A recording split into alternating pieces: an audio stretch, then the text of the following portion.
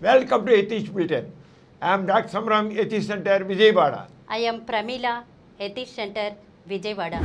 ముఖ్యాంశాలు: మానవ జిజ్ఞాసకు సరైన సమాధానం నాస్తికత్వంతోనే లభ్యం. ప్రముఖ నాస్తికులు గోరా. శాస్త్రీయ దృక్పథంతోనే సమాజ ప్రగతి. ప్రముఖ శాస్త్రవేత్త, ration list doctor PM Bhargava. ఆహారం బట్టే సత్వ, రజో, తమో గుణాలు ఏర్పడతాయనడం నిజం కాదు డాక్టర్ సమరం. ఆర్థిక, సామాజిక అసమానతలతో ఇంకా వివక్షతకి గురి అవుతున్న ఎస్సీలకి మత మార్పిడితో సుప్రీంకోర్టు రిజర్వేషన్లను రద్దు చేయడం ఎంతవరకు సమర్థనీయం? నాస్తిక కేంద్రం.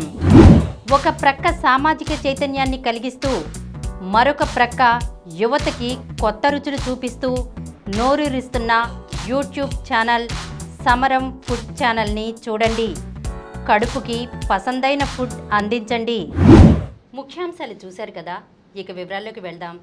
డాక్టర్ గారు, మానవ జిజ్ఞాసకు సరైన సమాధానం నాస్తికత్వంతోనే లభ్యమని ప్రముఖ నాస్తికులు గోరా గారు చెప్పిన మాటలను కాస్త వివరించండి. నిజమేనమ్మా, మానవ జిజ్ఞాసకు సరైన సమాధానం నాస్తికత్వంతోనే. ఆది మానవుడు అప్పుడు ఇంత విజ్ఞానం లేదు, జ్ఞానం లేదు, ఏం లేదు. వాడికి ఏమిటి, ఈ పగలేంటి, ఈ రాత్రి ఏంటి, ఈ వరదలేంటి, ఈ తుఫాన్లేంటి, అసలే నేచర్ ఏమిటి, ఈ భూకంపాలేంటి, సూడు ఇటు అట్లా ఏంటి అంతాను, ఏంటి మాయ అనుకున్నాడు. వాడుకున్న దాంట్లో ఆలోచించాడు. మనిషి అన్నాడు మేధస్సు ఉంది కదా, అప్పుడు ఇంకా డెవలప్ కావాలి బ్రెయిన్. చివరికి వాడికి కావాల్సిన ఆ జిజ్ఞాసకి సమాధానం చేసుకుంటే ఏదో ఒక పెద్ద మనకు మించిన శక్తి ఏదో ఉంది, ఏదో శక్తి మనకు మించే శక్తి ఉంది అనుకున్నాడు. దానికి దేవుడు అని పేరు పెట్టుకున్నాడు. అతీత శక్తి, అలౌకిక శక్తి ఈ లోకంలో లేదు, ఎక్కడి నుంచో ఎంత నడుపుతోంది అని అనుకున్నాడు. అది ఆ రకమైన భావం, దేవుడైన భావం మనిషి యొక్క అజ్ఞానంలోంచి వచ్చింది. జ్ఞానం లేదు ఆ రోజు, కానీ ఆలోచిస్తూనే ఉన్నాడు మనిషి. యుగాలుగా ఆలోచిస్తున్నాడు, ఇదేమిటి, ఇదెందుకు, ఇది ఎలా అని.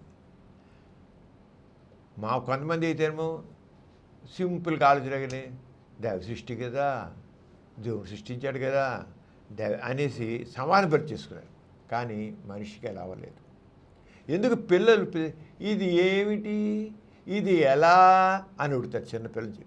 అంటే మనిషి అన్నవాడు చిన్నతనం నుంచి కూడా ఇదేమిటి అనేది ఆ జిజ్ఞాస, తెలుసుకోవాలనే జ్ఞానము, ధ్యాస మనిషిలోని, జంతువులో లేదు, దేంట్లో లేదు, కేవలం మనుషుల్లోనే ఉంది. మనిషి ఆ డెవలప్డ్ బ్రెయిన్ అనమాట. అంటే అది ఏమిటి జిజ్ఞాస. జిజ్ఞాస అంటే తెలియంది తెలుసుకోవాలనేది, ఏదో చిన్నదాంతో ఇదైపోవడం కాదు. అంచేతే ఇది సరే దేవుడు అనుకున్నాడు. దేవుడే అయినట్లయితే ఇదంతా ఇలాంటివన్నీ ఎందుకు జరుగుతున్నాయి, ఎలా జరుగుతున్నాయి, దేవుడు ఇవన్నీ ఈ తేడాలు ఎందుకున్నాయి అని అవి వస్తున్నాయి, యుగాలుగా వస్తున్నాయి. దేవుడు సర్వశక్తివంతుడు, సర్వదయామయుడు, సర్వవ్యాప్తము అని సమాధానాలు చెప్పుకున్నారు. సిద్ధాంతాలు వచ్చి ఆస్తి సిద్ధాంతాలతో అలాగే ఉన్నాయి. మరి మామూలు మనిషి సర్వవ్యాప్తము అంటే ఆయన కంట్రోల్లో ప్రతి సర్వశక్తివంతుడు, సర్వవ్యాప్తము. ఒక విమానం వెళుతోంది, అందరూ మంచి మనుషులే కూర్చున్నారు, ఎవరు దుర్మార్గులు లేరు, టెర్రరిస్ట్ లేరు. ఆ విమానం యాక్సిడెంట్ అయిపోతుంది. మరి దేవుడు సర్వశక్తివంతుడు అయితే దాంట్లో అంతా మంచి వాళ్ళే ఉన్నట్లయితే ఎందుకు యాక్సిడెంట్ చేసాడు, అందరూ చంపేశాడు? ఒక రైలు ఉంది, అందరూ వెళ్తారు, రైలు యాక్సిడెంట్ ఎంతమందో చచ్చిపోయారు. సర్వశక్తి అయితే దాన్ని ఎందుకు ఆపలేదు? ఆలోచిస్తున్నాడు. అరే సమాజంలో ఎంతమంది బాధపడుతున్నారు, ఎంతో మంచి మంచి మంచి వాళ్ళు చచ్చిపోతారు, త్వరగా చచ్చిపోతున్నారు. ఎంతో మంచివాడు, ఎంతో దయమయుడు మనిషి చనిపోతున్నాడు. ఏమిటి మరి దేవుడు ఉన్నవాడు ఇలాంటి మంచివాళ్ళని బతుకు దుర్మార్గులని, దుష్టుని ఎందుకు బతికుంచుతున్నాడు ప్రశ్నించాడు. సర్వదయామయుడు అయినట్లయితే ఎందుకు ఇంత పేదరికం ఎందుకు ఉండాలి? ఎందుకు నీ అసమానతలు ఉండాలి? ఆలోచించారు. జిజ్ఞాస, మనుషులు జిజ్ఞాస. ఆ జిజ్ఞాసతోనే దేవుడు సర్వశక్తివంతుడు గారు, సర్వదయామయుడు, సర్వవ్యాప్తము కాదు అని తెలిసి చివరికి దేవుడు అనేవాడు ఒట్టిదని తేల్చేసుకున్నాడు. కరెక్ట్. దేవుడు అనేది మనిషి అజ్ఞానం చూచి అజ్ఞానంలో చూసిన భావం అని తేల్చేసుకున్నాడు. అజ్ఞానము అంచేత ఆ మనిషిలో జిజ్ఞాస ఉందే, ఆ జిజ్ఞాసకి సరైన సమాధానం నాస్తికత్వం ద్వారా. నాస్తికత్వం ఏంటి? మానవ కేంద్ర సిద్ధాంతము. వేరేసిగా అతిశక్తి లేదు, దేవుడు అనేవాడు లేడు, అంతా మనిషే చేశాడు. మనిషి స్వతంత్రంగా ఆలోచించగలుగుతాడు, స్వతంత్రంగా చేస్తాడు. అందువల్లే ఆ స్వతంత్ర ఆలోచన బట్టే అతనికి ఆ శక్తులన్నీ సమకూర్చుకున్నాడు స్వతంత్రంగా. అంటే అదే దేవుడు కూర్చున్నాడుకో మనం ఈరోజు ఇంత హాయిగా ఉండేవాళ్ళం కాదు. ఈ వ్యాధులన్నీ చేయించారు, వ్యాక్సిన్స్ వచ్చాయి. ఒక అనుకుని మసు వచ్చి జనాలందరూ చచ్చిపోయారు. కానీ ఎప్పుడైతే ఎడ్వర్డ్ జెన్నర్ మసు వచ్చి టీకా కనిపెట్టాడో వ్యాధులు పోయాయి. అది అంతా దేవుడే చేస్తున్నాడు అని కూర్చుంటే అయ్యేదా? లేదు. అంటే మనిషి జిజ్ఞాస ఇవన్నీ ఎలా ఉన్నాయంటే జిజ్ఞాసలోంచి సమాధానం. అది నాస్తిక చైతన్యం. నాస్తిక చైతన్యంతోనే అది మాస్తిక జిజ్ఞాసకుంటే సమాధానం మనిషి ఆలోచిస్తాడు. అతిశక్తి లేదు, దేవుడు లేదు, ఏమైనా మనమే చేయాలి, మనమే తెలుసుకోవాలి, మనమే చేయాలని మనిషికి స్వేచ్ఛగా ఆలోచించేటువంటి పరిస్థితి నాస్తికత్వం. ఆస్తికత్వం పెద్దానికి ఆన్సరు దేవుడు, దైవ సృష్టి, కర్మ, దురదృష్టం ఉంది. ఇట్లా అలాగే ఈ విశ్వం ఎలా వచ్చింది? ఎలా వచ్చింది అని అంటే దేవుడు ఆశను అడుగు. ఏమంటే ఈ నక్షత్రాలు ఏంటి, ఈ ప్రపంచం ఏంటి, ఇంత విశ్వం ఉందే, ఇంత విశ్వం ఏమంటే దైవ సృష్టి అంటారు. కాదు, చివరికి మనిషి తేల్చాడు. విశ్వం అనేది ఎలా వచ్చిందంటే big bang theory. Big bang అనే ఒక సైంటిస్టు ఈ విశ్వం ఆవిర్భావం ఎలా జరిగింది అనేది తను సైంటిఫిక్గా ఎక్స్ప్లెయిన్ చేశాడు. విశ్వం అనేది కోటాను కోట దాదాపు 13.8 బిలియన్ 13.8 బిలియన్ సంవత్సరాల క్రితం ప్రారంభమైంది. ఎంత క్యాలిక్యులేటెడ్ అయిపోయిన ఆ క్యాలిక్యులేషన్స్ అందరికీ లెక్కలు చూపించాడు. ఇప్పటికీ శాస్త్రజ్ఞులు ఆ లెక్కలను ఒప్పుకుంటున్నారు. 13.8 బిలియన్ సంవత్సరాల క్రితం విశ్వం ప్రారంభం. ఎలా ప్రారంభమైంది? అతను ఏం చెప్పంటే ఈ విశ్వం మొదట్లో ఒక బిందువు రూపంలో, ఒక బిందువు ఒక్క చుక్క రూపంలో ఉండేది. అది చాలా శక్తివంతమైన బిందువు. అది విడివిడిగా అయిపోయి అది ఎలా ఉంది? బిందువు చాలా చిన్నదిగా, చాలా వేడిగా, ఘనస్థితిలో ఉండేది ఆ బిందువు. అది ఉండి అలా మొదలైంది. ఆ తర్వాత ఆ బిందువు నుంచే విశ్వంతో వచ్చింది. ఆ విశ్వం వచ్చింది. దాన్ని విశ్వాన్ని ఎలాగా ఇన్ని దశలుగా వెళ్ళని విశ్వం దాదాపు ఒక 5 దశలుగా బిగ్ బ్యాంగ్ మీద చెప్పాడు. విశ్వం ఎలా వచ్చింది? ఆసురుడు దైవ సృష్టి, దేవుడు సృష్టించాడు, ఇదంతా దైవ సృష్టి అంటాడు ఆసురుడు. అంటేనే అదే నాసురుడైతే ఇదిగో ఎవిడెన్స్ చెప్తాను ఎవిడెన్స్ అంటే బిగ్ బ్యాంగ్ థియరీ. జిజ్ఞాసకు సమాధానం నాస్తికత్వంతోనే. ఆ నాస్తికత్వంతోనే అక్కడ బిగ్ బ్యాంగ్ థియరీలో ముందు ఒక బిందువు రూపంలో ఉండేది. ఆ బిందువు మొత్తం అయిన తర్వాత అది ఒక ఫస్ట్ స్టేజ్. సెకండ్ ఇక విస్తరణ అన్నమాట. అది పేరిందంటారు. బిందు పేలలేదు, అది స్వయంగా విస్తరించడం మరి బిందువు స్వయంగా విస్తరించి అది నిదానంగా ప్రోటాన్లు, ఆ బిందువులోంచి ప్రోటాన్లు, న్యూట్రాన్లు, ఎలక్ట్రాన్లు ఏర్పడ్డాయి బిందువులోంచి. ఇవన్నీ ప్రూవ్డ్, సైంటిఫిక్లీ ప్రూవ్డ్. విశ్వం దేవుడు సృష్టించాలని ప్రూఫ్ చూపించమను. ఊరి అండది ఊహాగానాలు. అవాస్తవిక విషయాల్ని నిజాలుగా ప్రచారం చేసేది ఆస్తికులు, వాస్తవికంగా చెప్పేది. అంచేత ప్రోటాన్లు, న్యూట్రాన్లు, ఎలక్ట్రాన్లుగా ఏర్పడ్డాయి. తర్వాత ఇవన్నీ ఆటమ్స్గా ఏర్పడ్డాయి. మనది సెల్ ఆటం అంటే ఆటంలో ఏమంటాయి? ప్రోటాన్లు, న్యూట్రాన్లు, ఎలక్ట్రాన్లు ఉంటాయి. దాంట్లో ఆటమ్స్ ఏర్పడ్డాయి. ముందు ఏది బిందువ, అది మూడో దశ. ఎన్ని బిలియన్స్ ఆఫ్ ఇయర్స్ తీసుకుంది. తర్వాత నక్షత్రాలు, అది వచ్చిపోయి అలా విస్తరిస్తూ అనేకంగా విస్తరించాయి. ఈ ఆటమ్స్ అనేకంగా విస్తరించి అవి చివరికి కొన్ని లక్షల సంవత్సరాల తర్వాత అవి గురుత్వాకర్షణ శక్తి వల్ల ఇవన్నీ కలిసి నక్షత్రాలుగాను గ్యాలక్సీలుగా ఏర్పడ్డాయి. ముందు విరిగా ఉన్నాయి, ఇవన్నీ కలిసి ఒక్కోటి ముందు కలిసే లక్షల సంవత్సరాల తర్వాత గురుత్వాకర్షణ శక్తి బాగా కలిగింది.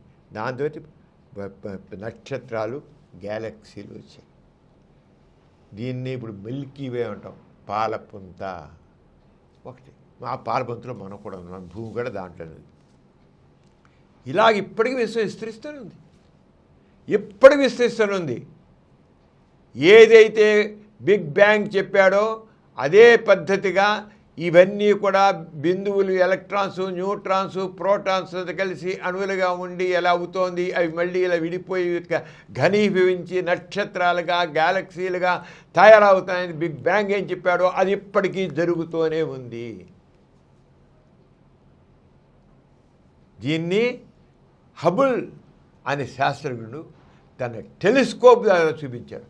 హబుల్ టెలిస్కోప్ ఏదైతే బిగ్ బ్యాంగ్ థియరీలో ఎలక్ట్రాన్స్, ప్రోటాన్స్, న్యూట్రాన్స్ అన్నీ కలిసి చివరికి అవి ఘనీభవించి గురుత్వాకర్షణ ఘనీభవించి అవి ఒక పదార్థం కింద మారి నక్షత్రాలుగా ఇవన్నీగా తయారవుతున్నాయని మొట్టమొదటి ఉందో దాన్ని హబుల్ టెలిస్కోప్ ద్వారా చూపించాడు హబుల్ సైంటిస్ట్. ఎప్పటికీ దానికి సాక్ష్యం ఉంది. అంటే దేవుడి దగ్గర సాక్ష్యం ఇచ్చలేదు, కానీ ఏదైతే బిగ్ బ్యాంగ్ థియరీ ప్రకారంగా చూపించడం జరిగిందో హబుల్ టెలిస్కోప్లో ఇప్పుడు మనం బిగ్ బ్యాంగ్ ఏది ప్రతిపాదించాడు సిద్ధాంతాన్ని అది సాక్షీభూతంగా మనం తెలుసుకోగలుగుతాం. అది science. That is a theorem. అంచేత ఆయన ఆధారంగానే గ్యాలక్సీలు ఇప్పుడు దానికి ఏంటి అది ఆధారాలు ఇప్పుడు గురికి హబుల్ టెలిస్కోప్ చూపించడం కాదు. గ్యాలక్సీల్ రెడ్ షిఫ్ట్ అంటారన్నమాట ఆ సైంటిఫిక్ దీంట్లోనూ. అది ఇప్పటికీ అవి మన దూరం అవుతున్నాయి. ఏ రకంగా అయితే ఒక ఆటమ్స్ ఏర్పడి ఆటమ్స్ ఇలా అయ్యని చెప్పాడో అవన్నీ అవి ఇప్పటికీ ఏది బిగ్ బ్యాంగ్ థియరీ ప్రతిపాదించి అవి ఏం చేశాడో అదేవిధంగా విశ్వంలో మనకి అలా విస్తరించి చివరిలో ఏదైతే బిగ్ బ్యాంగ్ చెప్పాడో కనబడుతోంది ఇప్పటికీ. దానికి ఏంటి గ్యాలక్సీల్లో రెడ్ షిఫ్ట్ అనేది అవి మనకు దూరం అవుతున్నాయి. అలాగే కాస్మిక్ మైక్రోవేవ్ బ్యాక్గ్రౌండ్ ప్రారంభం విశ్వం నుంచి వచ్చిన అవశేష కిరణాలు పడతాయి. విశ్వం ప్రారంభంలో ఉన్నటువంటి అవశేష కిరణాలు ఇప్పుడు మనకు కనబడుతున్నాయి. ఎంత సైన్స్ చూసావా? ఇది నాస్తికత్వం అంటే. ఊరికే చెప్పడం కాదు, evidence based, fact based, verifiable truth. అంచేత ఏంటి ప్రారంభ విశ్వం నుంచి వచ్చిన అవశేష కిరణాలు ఇప్పుడు మనకు అప్పుడు మిగిలిపోయిన కిరణాలు, అవశేషాలు. డార్విన్ ఎలా అయితే ఇంతకుముందు ఈ జాతులు ఉండేవని ఏ రంగా చూపించాడో ఆ రంగా ఇప్పుడు విశ్వం ప్రారంభంలో ఉన్న కిరణాల్ని చూపించు ఇంకా మనకు కనబడుతున్నవి. దానికి ఆర్నో పెంజియాస్ మరియు రాబర్ట్ విల్సన్ ఈ రకంగా కనుగొన్నారు. వీటిని కనుక్కున్నారు ప్రారంభ విశ్వం నుంచి వచ్చిన అవశేష కిరణాల్ని ఈ సైంటిస్టులు నిరూపించి చూపించారు. సైంటిస్టులు ఎవరు చేశారు? హైడ్రోజన్ హీలియం పరిమాణం సిద్ధాంతంగా సరిపోతుంది. హైడ్రోజను హీలియం పరిమాణం కూడా దీనికి సరిపోతుంది. అంటే బిగ్ బ్యాంగ్ అనేది ఏదో బాంబు పేరులో రాలా, ఒక బిందువులా ఉండి ఆ బిందువులోంచి ఇలా అయ్యాలి. అంటే సింపుల్గా మన ప్రేక్షకులకు అర్థం అవడం చెప్తాం. చాలా ఉంది బిగ్ బ్యాంగ్ థియరీ చదవండి, తెలుసుకోవాలి. అంతేగాని అంత దైవ సృష్టి, దేవుడు చేశాడు విశ్వం దగ్గర ఒక్క సాక్షి చెప్పడం ఆస్తికుడికి ఇక మొత్తం ఎవిడెన్స్ ఫ్యాక్ట్ బేస్డ్గా మనం చెప్పలేదు. అంటే జిజ్ఞాస సరైన సమాధానం నాస్తికత్వం ద్వారా నేను ఘోరాగారం దానికి. అలాగే ఇంతే కాదు, ఈ ఇలాగే విశ్వం చిన్నగా ఓ బిందువుగా విస్తరించింది, నక్షత్రాలు పడ్డాయి, ఇంకా విస్తరిస్తూనే ఉంది. ఇక మనకి మన భూమి చెప్పుకోవాలి కదా. ఈ భూమి ఎక్కడి నుంచి వచ్చింది? ఈ భూమి అనేది ఇది మనం ఉన్న భూమి 4.6 బిలియన్ సంవత్సరాల క్రితం సోలార్ సిస్టంలో ఏర్పడింది. అది 13 బిలియన్ సంవత్సరాల క్రితం. ఏది మొత్తం విశ్వం 13.8 బిలియన్ ఇయర్స్. మన భూమి 4.6 బిలియన్ సంవత్సరాల క్రితం అది సోలార్ సిస్టంలో మన భూమి ప్రారంభమైంది. దీనికి మొట్టమొదటి అది ఇక్కడ కూడా చాలా వేడి ఉండేది, జీవం లేని స్థితి మొట్టమొదటి భూమి ఇది చాలా వేడి మరుగుతుండగా నిప్పు మరుగుతుండ ఉండేది. అప్పుడేం జీవం లేదు. కానీ తర్వాత మాత్రం చిన్న చిన్న మాలిక్యూల్స్ ఏర్పడ్డాయి భూమి మీద. చిన్న వరకు మొత్తం అగ్నిగోళంలా ఉండేది. తర్వాత చిన్న మాలిక్యూల్స్ ఏర్పడి నీరు, మీథేన్, అమ్మోనియా ఇలాంటి వీటి కలయిక ద్వారా మాలిక్యూల్స్ కదా, దాంతో మాలిక్యూల్స్ తయారయ్యాయి. దేంతో అయ్యాయి? నీటితోనూ మీథేన్, అమ్మోనియా అది మాలిక్యూల్స్. ఇక రసాయనిక చర్యలు కదా, రసాయనిక పరిణామం. ముందు సరళ అణువులు, సింపుల్ ఆటమ్స్ వచ్చాయి. తర్వాత కాంప్లికేటెడ్ ఆటమ్స్ వచ్చాయి. అక్కడి నుంచి సంక్లిష్ట జీవ అణువులు తయారయ్యాయి. ముందు మామూలు అణువులు, రసాయనిక అణువులు వచ్చి అక్కడి నుంచి బయో ఆటమ్స్, వచ్చేసి మాలిక్యూల్స్ వచ్చాయి. మాలిక్యూల్స్ వచ్చాయి అంటే జీవం కలిగినటువంటి మాలిక్యూల్స్ వచ్చాయి. ముందు కేవలం కెమికల్ ఆటమ్స్, తర్వాత ప్రాణం ఉండేటువంటిది, జీవం ఉండేటి అణువులు తయారయ్యాయి. చూడంటే నాస్తికత్వంలో జిజ్ఞాస ఎప్పుడైతే ఉందో, జిజ్ఞాసకి నాస్తికత్వం ఎప్పుడైతే సమాధానంగా ఏర్పడిందో అసలు రహస్యాలు బయటపడాయి. అసలు విషయం సైన్స్. ఇంకా సైన్స్ అలా పెరుగుతూనే ఉంది, ఎంతో పెద్ద వస్తుంది. అందుకే కావాలి జిజ్ఞాసకి సరైన సమాధానం నాస్తిక. అంచేత సళ్ళ నుంచి సంక్లిష్ట జీవనములు వచ్చే దీన్ని ఏమంటారంటే బయోజెన్సిస్ అంటారు. బయోజెన్సిస్. అప్పుడు ఇంకా జీవం వస్తున్నట్లుందన్నమాట. పూర్తిగా జీవం తయారవలేదు. అంటే స్టెప్ ఇలాగా 4వ పరిణామం. ఇక 5వ పరిణామం ఏమిటి? జీవులు వచ్చే తర్వాత ఆ జీవులు ఏంటి? ఏకకణ జీవులు, ప్లాస్మోడియం, అలా ఏకకణ జీవులు. ఒకే కణంతో ప్రాణం పోసుకున్న జీవులు వచ్చాయి. ప్రాణాలకు సంబంధించిన జీవం తయారయ్యి ఆ జీవుల నుంచి ప్రాణం పోసుకున్న జీవులు, కదిలే జీవులు వచ్చాయి.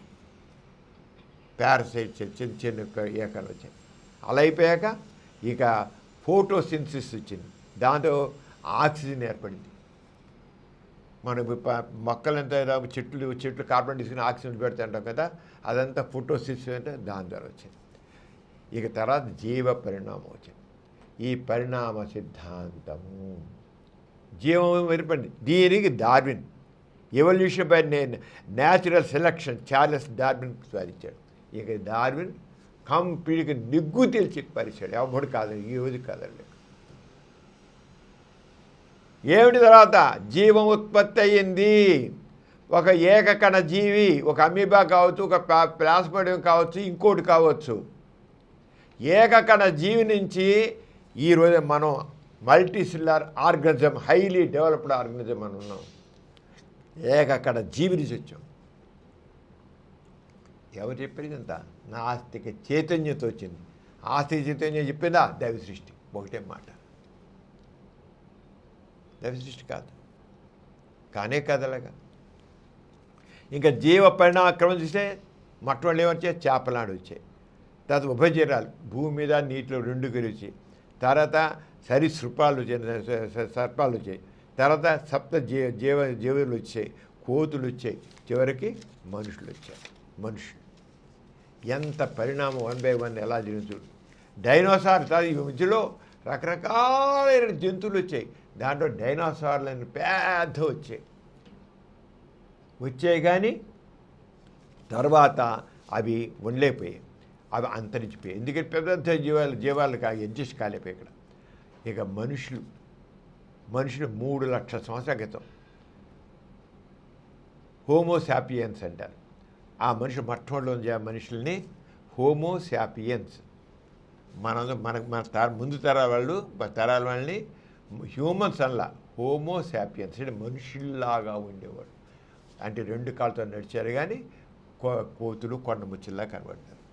మనం బొమ్మలు చూస్తాం కదా, హోమోసాపియన్స్ అంటే ఎంత సైన్స్, ఎంత నిగ్గు తేల్చి సత్యాలు చెప్పింది చూడుతుంది. వీళ్ళ ఆస్తిలా దైవసృష్టి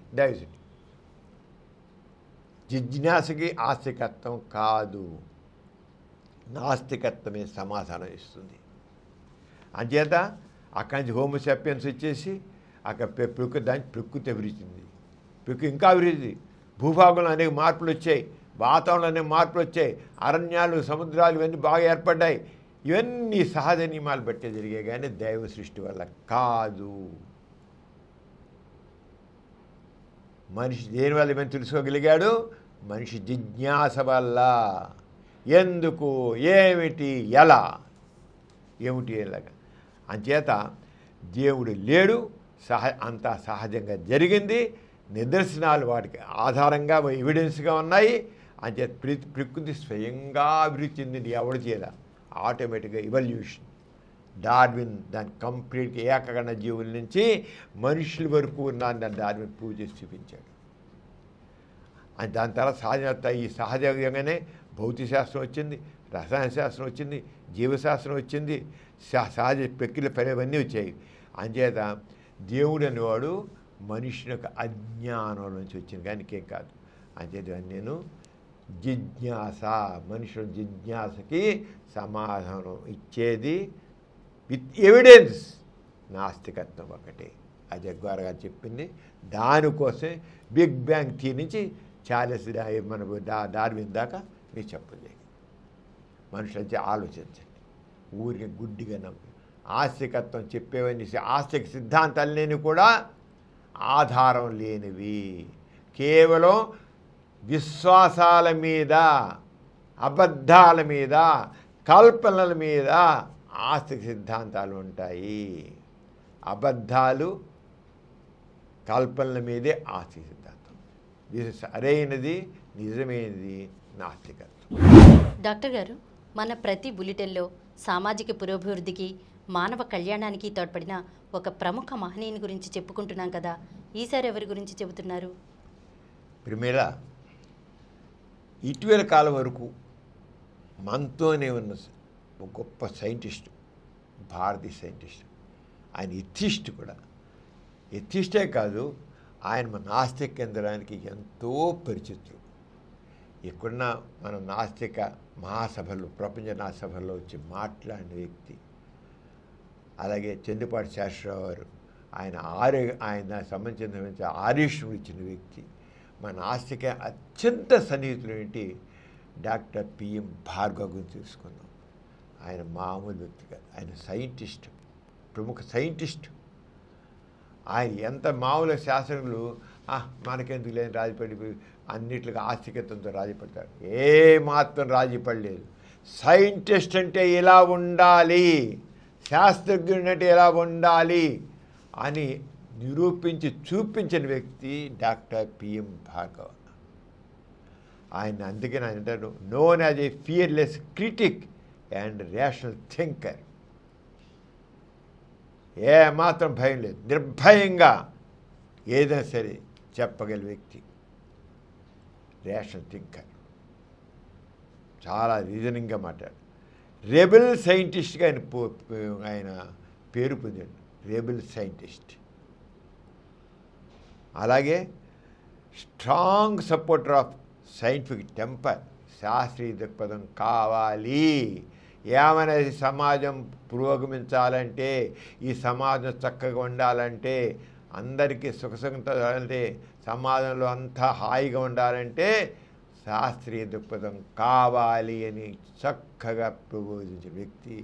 అంతే, శాస్త్రీయ దృక్పథం కావాలని. అలాగే ప్రతి వాళ్ళకి తమ అభిప్రాయాలు చెప్పడానికి స్వేచ్ఛ కావాలి. అది ఏంటి మీరు చెప్పేది ఏంటి, నా సుఖ నువ్వు సుఖ అన్నాను కాదు, స్వేచ్ఛగా ఎక్స్ప్రెస్ చేయండి. కానీ అడిగిన దానికి సమాధానం కూడా చెప్పాలి. స్వేచ్ఛగా చెప్పాలి, ఎక్స్ప్రెస్ చేయడం. కానీ ఎవరైనా కావచ్చు, కానీ వాళ్ళు చెప్పడానికి మాత్రం అవకాశం లేదు. ఫ్రీడమ్ ఆఫ్ ఎక్స్ప్రెషన్ మన కాన్స్టిట్యూషన్ ఉంది, కానీ నువ్వు నొక్కేస్తారు. అలాగే రేషనల్ థింకింగ్, ఏదైనా సరే రీజనింగ్, లాజికల్ థింకింగ్ కావాలి అని గట్టిగా చెప్పిన వ్యక్తి పిఎం భార్గవ. ఆయన ఫిబ్రవరి 22, 1928లో పుట్టారు. ఫిబ్రవరి నెలలో 22వ తారీఖు 1928లో పుట్టారు నేను. ఆయన మాలిక్యులర్ బయాలజీలో అలాగే బయోటెక్నాలజీలో చాలా కృషి చేశారు. మాలిక్యులర్ బయాలజీ అంటారన్నమాట. చాలా చిన్న వయసులోనే ఆయన పీహెచ్డీ చేశారు. చాలా యంగ్ ఏజ్లో ఆయన పీహెచ్డీ చేసి సింథటిక్ ఆర్గానిక్ కెమిస్ట్రీ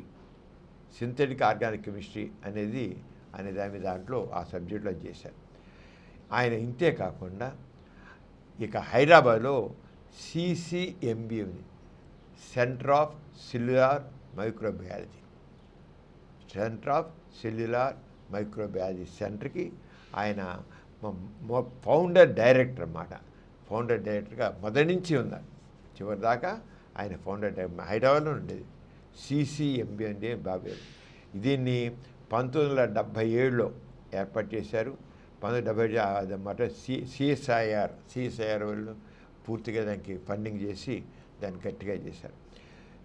మరి 1970 సిఎస్ఐఆర్ దగ్గర 1977 నుంచి 1990 వరకు ఆయన డైరెక్టర్గా ఉన్నారు నేను దాంట్లో. ఇంకా ఆయన సైంటిఫిక్గా మామూలే కాదు, 100కు పైగా రీసెర్చ్ పేపర్స్ ప్రింట్ చేశారు. తర్వాత మాలిక్యులర్ బయాలజీలో అలాగే రీప్రొడక్టివ్ బయాలజీలో, జెనెటిక్ ఇంజనీరింగ్లో, తర్వాత ఇంకా బయోటెక్నాలజీలో, వీటన్నిటిలో కూడా చాలా విస్తృతమైన కృషి చేశారు. అసలు ఆయన చెప్పాలంటే పైనీర్ అని చెప్పచ్చు. Molecular biology, reproductive biology, genetic engineering దాంట్లో ఆయన అందవేసి వచ్చేయమాట. And played a role in establishing the department of biotechnology అనే దాన్ని ఇండియాలో ఏర్పాటు చేయడంలో మొట్టమొదటి పర్సన్ చెప్పచ్చు. అంటే ఎన్నిట్లో అయినా అగ్రగణ్యులో తీసుకోవాలి, అంత ఇది అన్నవాడు.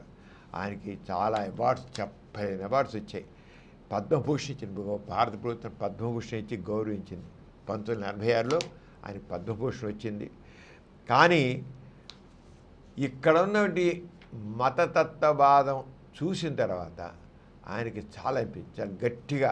కొంతమంది ఈ రిలీజియస్ యాటిట్యూడ్ కొంతమంది నోరు నొక్కేస్తున్నారు, మాట్లాడవట్లేదు, చాలా వాళ్ళ మీద దౌర్జన్యం చేస్తున్నారు. మతాన్ని ప్రశ్నించే చాలు వాళ్ళు గొంతుకు నొక్కేస్తున్నారు. చాలా విషయాలు ఆయన చూసి చివరికి ఇలాంటి ప్రభుత్వం యొక్క ఇచ్చే బిరుదులు నాకు అవసరం లేదు, నేను ప్రభుత్వం సంబంధించిన బిరుదు నాకేం వద్దు. ఈ రకమైన ఫ్రీడమ్ ఆఫ్ స్పీచ్ని ఎప్పుడైతే మీరు సప్రెస్ చేస్తున్నారో అలా ప్రజలు నాకు గవర్నమెంట్ ఇచ్చే నాకు అవసరం లేదని 2015లో ఆయనకి 1986లో పద్మభూషణ్ ఇచ్చారు. ఆ ఇచ్చిన దాన్ని 2015లో తిప్పించి పరిస్థితి నాకు వద్దు పొమ్మని పద్మభూషణ్ అటెండ్ చేశారు. నేను పద్మభూషణ్ గారు నాకు వద్దు, నేను గవర్నమెంట్ ఇలాంటి నాకు గౌరవాలు నాకేం అవసరం లేదు, ఫ్రీడమ్ ఆఫ్ ఎక్స్ప్రెషన్ కావాలి. ఇలాగా ఫ్రీగా మాట్లాడిన గొంతుకులు నిలిపేస్తే కుదరదు అన్నాడు. ఆయనకి దాదాపు 70 పైగా ఇంటర్నేషనల్ అవార్డ్స్, ఆనర్స్ ఎన్నో వచ్చాయి ఆయనకి. ఆయన చివరికి ఆయన 2017లో ఆగస్టు 1 తారీఖున ఆయన 89 సంవత్సరాల వయసులో ఆయన మరణించారు.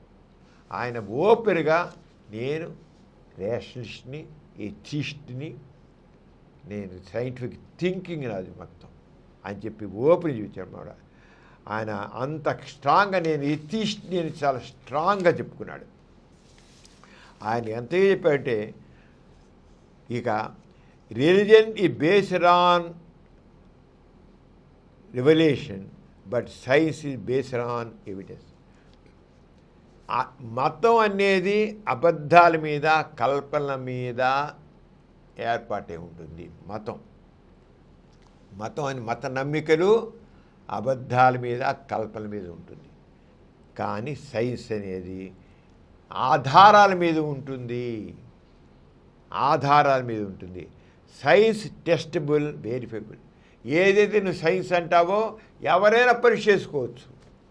నేను సైన్స్ ప్రకారంగా చెబుతున్నాను అంటే దాన్ని ఎదుటి వాళ్ళు ఎవడైనా దాంట్లో నీకు చెప్పిన రైటా రాంగా అని టెస్ట్ చేసుకోవచ్చు. టెస్ట్ సైన్స్ ప్రకారం చెబుతా అంటే అదే ప్రూవ్ అయితే చెబుతుంది. Testable and verifiable. ఎన్నిసార్లు అయినా టెస్ట్ చేసుకో, అదే రిజల్ట్ వస్తుంది. అదే రిలీజన్ అయితే కేవలం నమ్మాల్సిందే, దానికే ఎవిడెన్స్ ఉంటుంది. నమ్మకమే, కల్పనని అబద్ధాన్ని చెప్పినా నమ్మాల్సిందే. అంటే అది ఏమన్నాడు, సైన్స్ అనేది testable, verifiable. Religion belief without proof. ఏ రకమైన ఎవిడెన్స్ లేక ఆధారాలు లేకుండా ఉండే నమ్మకము ఆయన తేల్చి చెప్పేశాడు స్పష్టంగా ఎలా ఉంటుంది. ఇక సైంటిఫిక్ టెంపర్ కావాలని, సమాజం అభివృద్ధి చెందాలంటే శాస్త్రీయ కావాల్సిందే. ఏదైనా సరే ఎవడైనా ఏదైనా చెబితే దాన్ని తప్పు గుడ్డిగా నమ్మొద్దు, ప్రశ్నించండి, టెస్ట్ చేయండి, గుడ్డిగా దేన్ని నమ్మొద్దు అని. ఇక ఆయన చాలా ఓపెన్గా ఈ జ్యోతిష్ శాస్త్రాన్ని జాతకాలని ఓపెన్గా ఛాలెంజ్ చేశాడు. ఎవడారండి ప్రూవ్ చేయి. ఆయన ఎస్ట్రాలజీ అది అంతా ఎంత. అలాగే ఈ మహత్యాలు పెట్టి చేసేవాళ్ళారే ఇవంతా ఒట్టి గాడిటికలుగా నిజాలు కాదు. అండ్ నా దగ్గర చూపించండి. ఛాలెంజ్ విసిరాడు ఆయన. ఎవడైనా సరే నువ్వు దేనైతే మహత్యం అంటున్నావో నేను టెస్ట్ చేస్తాను, నా దగ్గర వచ్చాయి, ప్రూవ్ చేయి. నిజంగా నీలో ఆ దైవశక్తి ఉంటే, నిజంగానే మహత్యం ఉంటే, నిజంగానే గొప్పతనం ఉంటే అలా చేసే. అంటే సైంటిస్ట్ చూసుకోలాగా. అలాగే ఈ ఫేక్ మెడిసిన్స్, కొన్ని మందులు ఇంత గొప్ప పని చేస్తా అని చెప్తారు. అవన్నీ కేవలం ఆ మందులు కాదు, అది ఊరికి ఆపాదిస్తారు. ఆయనకు కొన్ని మందుల గురించి వాటి గురించి సంవత్సరం ఇవన్నీ ఒట్టి దాంట్లో శూన్యం. అది మందు కాదు, ఊరికే అబద్ధాలతో చేస్తుంది. అలాగే పనికిరాని ఆచారాలని, సాంప్రదాయాలని దీంట్లో ఏ లేదని కొట్టి పరిచాడు. ప్రూవ్ చేయి ఎంత ఒట్టిది. ఆ రంగా ఆయన చాలా అన్నిటికీ ఛాలెంజ్ ఇస్తున్నాడు ఆయన. నేను రెడీ, నేను తప్పు అంటున్నాను, నువ్వు ప్రూవ్ చేసి చూపించండి. ఏ సైంటిస్ట్ అని చెప్పగలరు అలాగా? ఏ సైంటిస్ట్ అయినా సరే ఒక సామాజిక దృక్పథంతో, సామాజిక చైతన్యంతో ఎవడని చేయగలరా? ఎవడన్నా చేస్తా నాకెందుకులే, నేను చెప్పుకోవాల్సి చెప్పుకుంటాను, వినేవాడు వింటాడు, లేదు నాకేంటి అని కూర్చొని. అలా కాదు. నో. అంటే ఒక సైంటిస్ట్గా మామూలుగా ల్యాబొరేటరీలో కూర్చొని చేసాడు కాకుండా సమాజాన్ని చైతన్యపరచాలని నడుం బిగించిన వ్యక్తి డాక్టర్ పిఎం భార్గవ్. అలాగే ఎథిస్ట్ వెల్సి ఆయనకి పెగా సమస్య ఏదైనా సరే, ఏ విషయాన్ని సరే రీజనింగ్తో, లాజికల్ థింకింగ్తో ఆలోచించాలి. తర్వాత పెద్దానికి ఎవిడెన్స్ బేస్డ్గా ఉండాలి. ఇక సూపర్ న్యాచురల్ పవర్స్ అనేవి ఏం లేవు, దాన్ని ఎవడని చెప్తే నమ్మొద్దు అని చెప్పాడు. ఇక డెమోక్రసీ కావాలి, ప్రజాస్వామిక పద్ధతిలో ఉండాలి, డెమోక్రసీ కావాల్సిందే, ఫ్రీడమ్ ఆఫ్ థాట్ కావాల్సిందే. అంచేత ఫ్రీడమ్ ఆఫ్ బిలీవ్. ఎవరైనా ఏదైనా సరే దాన్ని నమ్మన్నా ఏదైనా నాకు చెప్పచ్చు, నమ్మచ్చు, కానీ ప్రూవ్ చేసి చెప్పు నీవు అనుకుంటున్నావు చెప్పు. అంటే ఫ్రీడమ్ ఆఫ్ ఎక్స్ప్రెషన్కి స్వేచ్ఛ ఉంది, కానీ ఏమన్నా ఛాలెంజ్ చేస్తే నువ్వు ప్రూవ్ చేసి చూపగలగాలి. నీకు స్వేచ్ఛ ఉంది కదా అని నువ్వు చేయి, నీకు ఉంది స్వేచ్ఛ అని చెప్పు, కానీ అది ట్రూత్ అవ్వాలి. అది అని చెప్పిన ట్రూత్ అవ్వాలి.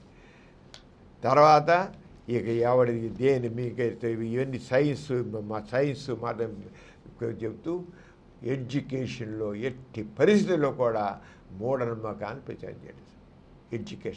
ఎడ్యుకేషన్ తీసుకెళ్ళి పురాణ గాథలు, పుక్కిడి పురాణ గాథలు ఎడ్యుకేషన్ ఉండడానికి వీలు లేదు. చదువులో విద్యలో అర్థం లేని మూఢనమ్మకాలని, అర్థమైన ఆచారాలని, సాంప్రదాయాలని చేసేవి మూఢనమ్మకాలను ప్రచారం చేసి విద్యలో ఉండకుండా చదువులో ఉండడానికి లేదు. ఏది ఉన్నా సరే అది సైంటిఫిక్గా ఉండాల్సిందే. పుక్కిడి పురాణ గాథలు ఉండడానికి వీలు లేదు. స్పష్టంగా ఎడ్యుకేషన్ అలా ఉండాల్సిందని చెప్పారన్నమాట. అలాగే ఎథిక్స్ ఇచ్చేది కదా, అది హ్యూమన్ వాల్యూస్ కావాలి.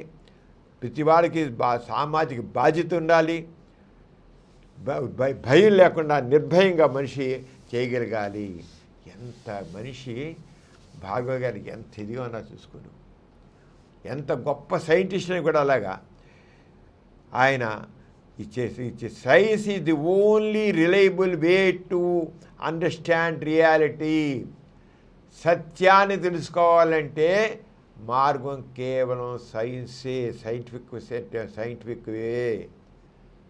సత్యం తెలుసుకుంటే శాస్త్రీయ విజ్ఞానంతోనే, ఇంక దేంతో కూడా కాదు. అంచేత ఈ రంగా సైంటిఫిక్ కావాలని చెప్పి నా చివరికి నాస్తికత్వం ద్వారానే మనం స్వేచ్ఛగా ఆలోచించగలుగుతాం అనేసి అని చెప్పారు. ఆ రంగా ఆయన జీవితం అంతా కూడా రాజీ లేని పోరాటం చేశాడు, రాజీ లేకుండా మాట్లాడాడు.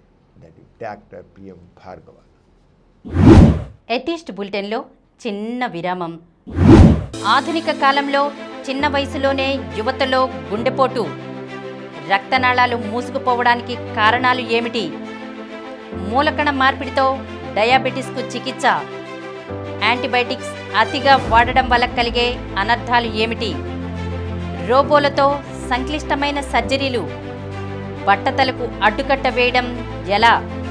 స్మార్ట్ ఫోన్తో పెరుగుతున్న మయోపియా, గుండెపోటుకి మలబద్ధకానికి లంకె ఏమిటి? షుగర్ వ్యాధి ఉన్నవారు కిడ్నీ ఫెయిల్యూర్ అవ్వకుండా ఎలాంటి జాగ్రత్తలు తీసుకోవాలి? మెదడు సైజు పెరగడానికి కారణాలు ఏమిటి? సంతోషాన్నిచ్చే హార్మోన్ కోసం ఏం చెయ్యాలి? యువతకు లైంగిక విజ్ఞానం అవసరం ఏమిటి? ఇటువంటి అంశాలతో పాటుగా వివిధ స్పెషలిస్ట్ డాక్టర్లతో పలు రకాల వ్యాధుల నివారణకు సలహాలు, సూచనలు, ఇలాంటి మరెన్నో ఆరోగ్య సమస్యల గురించి ప్రజల్లో అవగాహన, విజ్ఞానాన్ని పెంచడానికి నిరంతరం కృషి చేస్తున్న మా సమరం హెల్త్ ఛానల్ను తప్పక వీక్షించండి. ఎథిస్ట్ బులెటిన్కి తిరిగి స్వాగతం. డాక్టర్ గారు, ఆహారం బట్టే సత్వ, రజో, తమో గుణాలు ఏర్పడతాయంటారు. ఇందులో వాస్తవం ఎంత డాక్టర్ గారు? ఏ మాత్రం వాస్తవం లేదమ్మా. ఏదో మాంసాహారం తినేవాళ్ళేమో క్రూరంగా ఉంటారని, ఆకుకూరలు కాయగూరలు తినేవాళ్ళు చాలా సాత్వికంగా ఉంటారని అంటే మాత్రం తప్పు. ఆకుకూరలు మామూలు కాయగూరలు తినేవాడు చాలా క్రూరుడిగా ఉండొచ్చు, మాంసాహారం తినచ్చు చాలా సాత్వికంగా ఉండొచ్చు. ఆహారం బట్టి ఏమీ లేదు. ఆరోగ్య సూత్రాలు అంతే. అంతే ఈ సత్వ, రజో, తమో గుణాలు అనేది మన ఆహారం బట్టి ఉంటాయనేది ఏమాత్రం. కానీ వీటి గురించి ఏమిటో తెలుసుకుందాం. తినే ఆహారం బట్టి మనిషిలో గుణాలు ఏర్పడతాయంటారు. ఆహారం 3 రకాలుగా పేర్కొంటారు. ఒకటి సత్వగుణ ఆహారం, చాలా చాలా గొప్ప గుణాలు, మంచి గుణాలు అన్నమాట సత్వగుణ ఆహారం. రెండోది రజోగుణ ఆహారం. మూడోది తమోగుణ ఆహారం. బియ్యం, జొన్నలు, గోధుమలు, కూరగాయలు, పండ్లు, పాలు, ఆకుకూరలు, దుంపకూరలు మొదలైన వాటిని తక్కువ కారాలతో తిన్నప్పుడు దాన్ని సాత్విక ఆహారం అంటారు. మనందరం అది తింటాం కదా. దీన్నే సత్వగుణ ఆహారం అంటారు కదా. బ్రాహ్మణులు సత్వగుణ ఆహారాన్ని భుజించడం వల్ల సాత్వికులుగా ఉంటారంటారు. బ్రాహ్మణులు అందరూ అదే తింటారు కనుక వెజిటేరియన్ ఇదే కనుక సాత్వికులు అంటారంట. కోడి, మేక, లేడి మొదలైన సాధు ప్రాణులను చంపి వండుకు తినే ఆహారం రజోగుణ ఆహారం అంటారు. కోడి తినే వాళ్ళకి వాళ్ళు రజోగుణ ఆహారం అంటారు. కోడి వేరు, మేక, లేడీను. ఉల్లిపాయ కూడా ఈ కోలకు వస్తుందట. ఏది రజోగుణంలోకి ఉల్లిపాయ కూడా. ఉల్లిపాయ తిన్నా కూడా అది వెజిటేరియనేనా అది తీసుకుపోయి కోడి మాంసంలోకి వెళ్ళిపోయింది ఉల్లిపాయ. బ్రాహ్మణులు వయసులు కాని వారు ఇటువంటి రజోగుణ ఆహారం భుజిస్తారు. మళ్ళీ క్యాస్ట్ ముడిపెట్టి చదువుడు. బ్రాహ్మణులు వయసులు కాని వారు ఇటువంటి రజోగుణ ఆహారం అని కోడి మాంసం, మేక మాంసం, లేడి మాంసం తింటారు, భుజిస్తారు. ఊరపంది, ఇక మళ్ళీ చూడు, ఊరపంది, ఎద్దు, గేదె, గుర్రం, ఒంటె మొదలైన జంతువులు చంపి మసాలా దినుసులు వేసి ఉప్పు కారాలు దట్టించి మద్యంతులు చేయించే ఆహారం తమోగుణ ఆహారం అంటారు. గుడ్డు మాంసం తినేవాళ్ళు తమోగుణం తినేవాళ్ళు. గుడ్డు మాంసం దాంట్లో మాలుకడు కాదు, కారాన్ని మసాలాలను దట్టించి తినాలన్నమాట. చూడలే, ఇది నిమ్న జాతి కులస్తులు భుజిస్తారట. సాత్విక ఆహారం కన్నా రజోగుణ ఆహారం చెడ్డదని అంటారు. సాత్విక ఆహారం గొప్ప, అన్నింటికి ఉత్తమైంది సాత్విక ఆహారం. రెండోది రజోహారం కంటే సాత్విక ఆహారం మంచిది. రజోగుణ ఆహారం కంటే తమోగుణ ఆహారం మహా చెడ్డదట. మనం తినే ఆహారం బట్టి మన ప్రవర్తన, మనస్సు, బుద్ధి, ఆలోచనలు, మాటలు ఆధారపడి ఉంటాయట. ఈ ఆహారం బట్టి మన ప్రవర్తన, మన మనస్సు, మన బుద్ధి, మాటలు అన్నీ ఉంటాయి. నిజంగా మనకు అలా కొడుతున్నారా? గుడ్డు మాంసం తినేవాళ్ళు కూడా ఎంత బుద్ధిగా ఉంటారు. గుడ్డు మాంసం తినేవాళ్ళు, గుడ్డు మాంసము, గేదె మాంసము ఇవి తినేవాళ్ళు ఎందుకు బుద్ధిగా ఉంటారు? చాలా బుద్ధిగా ఉంటారు. అంచేత ఈ ఆహారం ఎలా పెట్టారు చూడు, మన నిజంగా ఇవన్నీ అర్థం పడుతున్నాయి మనిషి. అందుకని మన తినే ఆహారం బట్టి మనిషిని ఇప్పుడు గురించి చేయకూడదు. అదే కులం బట్టి భుజించే ఆహారాన్ని పేర్కొనడం అర్థరహితం. ఆహారం ఎవరి ఇష్టం వారిది. ఆహారం బట్టి వాళ్ళ ప్రవర్తన, మనస్సు, బుద్ధి, ఆలోచనలు, భాష అంటే అనేది ఏమాత్రం నిజం కాదు, కరెక్ట్ కాదు. ఆహారం అనేది ఆ వ్యక్తి ఇష్టాలు పెట్టి ఉండాలి తప్ప కులం బట్టి ఉండకూడదు. ఎవరి ఇష్టం తింటారు. ఈరోజు బ్రాహ్మణులు కూడా తినరు.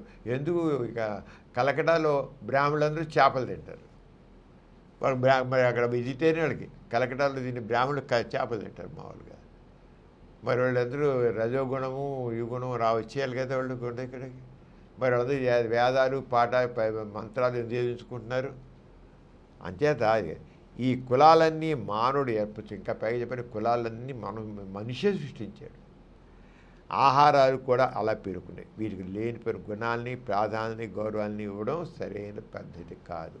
అంటే ఆహారం బట్టి సత్వ, రజో, తమో గుణాలు ఉంటాయనేది నిజం కాదు. ఎవరి ఇష్టం అది, ఎవరి టేస్ట్ వాళ్ళది. ఒకళ్ళు నోటికి బాగుంటే తింటారు, లేదు. ఎంతమందో నాన్ వెజిటేరియన్స్ వెజిటేరియన్కి ఉన్నవాళ్ళు ఎంతమందో ఉన్నారు. ఈ కులాలు బట్టి తీసుకుంటే ఎంతమందో వెజిటేరియన్స్ కొన్నట్టు ఉన్నారు. అంటే అలా వెజిటేరియన్స్, నాన్ వెజిటేరియన్స్ ఎంతమంది ఉన్నారు. అంచేత అవన్నీ లెక్క కాదు.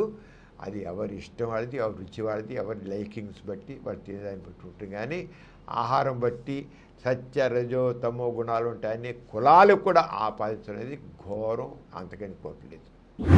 డాక్టర్ గారు, మత మార్పిడితో ఎస్సీలకి రిజర్వేషన్లను సుప్రీంకోర్టు రద్దు చేయడంపై మీ కామెంట్ ఏంటి? ప్రేమేలా, ఇది చాలా హాట్ టాపిక్ ఇప్పుడు. నిజమే, అసలు ఎంత ఘోరం. కులం బట్టి వాళ్ళు రిజర్వేషన్ ఇచ్చారు. వాడు మతం మారగానే అంతవరకు నెక్స్ట్ మినిట్కి పోతాయా? దానికి కొద్ది మనం ఇవాళ ఈ విషయం మీద కొద్ది డీటెయిల్గా తెలుసుకుందాం. ఇది ఎంతవరకు కరెక్టు, సుప్రీంకోర్టు ఇచ్చిన ఆర్డర్ ఎంతవరకు కరెక్ట్, ఒక ప్రెజుడిస్గా ఇచ్చిందా, వీళ్ళు మతం మారుతున్నారు కనుక అని ఒక రకమైన కోపంతో ఇచ్చారా? తెలుసుకోవాలి, తప్పకుండా మనం తెలుసుకోవాలి. అంచేత మన భారత రాజ్యాంగం మనకి భారత రాజ్యాంగం ఈ భారత రాజ్యాంగంలో మన మోటో ఏంటి, ప్రధాన మోటో ఏంటి? Justice. Social justice, economic justice, political justice. న్యాయము, సామాజిక న్యాయం మన మోటో, మన ముఖ్యమైన ఆదర్శం, ఉద్దేశం.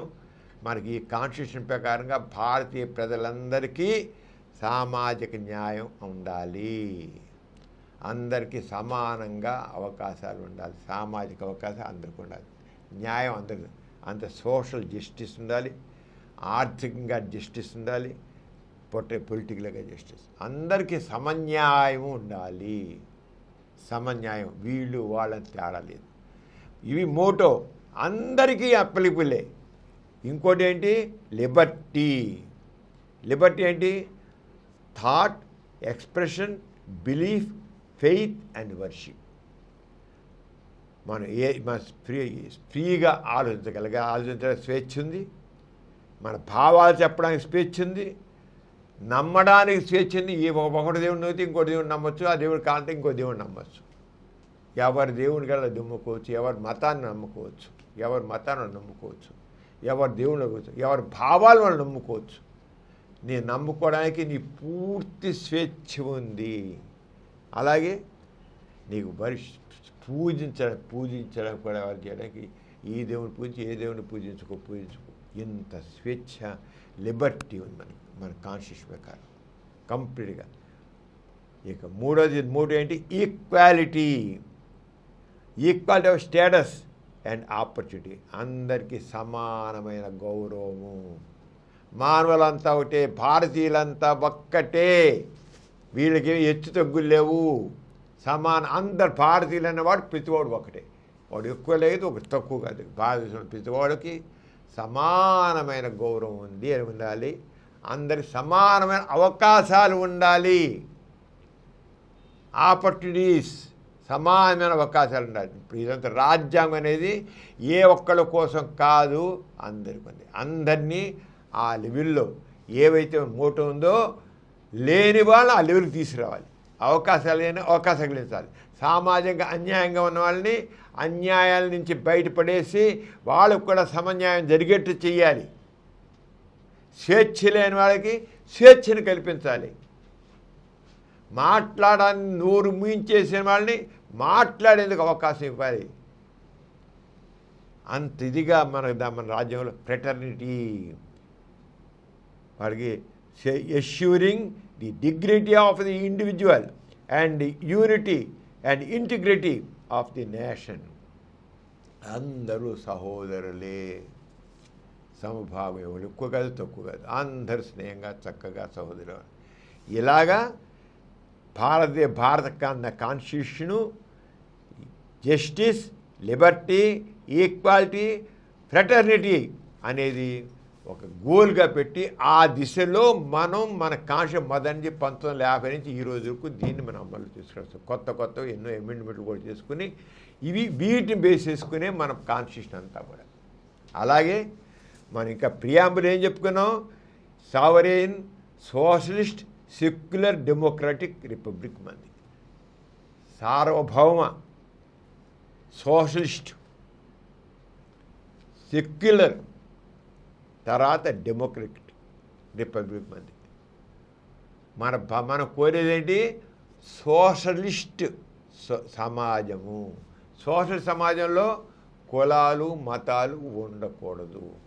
ఈ రోజున మన భారతదేశంలో కులాలు మతాలు అన్నా మన కాన్స్టిట్యూషన్ ప్రకారంగా కులరహిత మతరహిత సమాజాన్ని నెలకొల్పడం మన ధ్యేయము.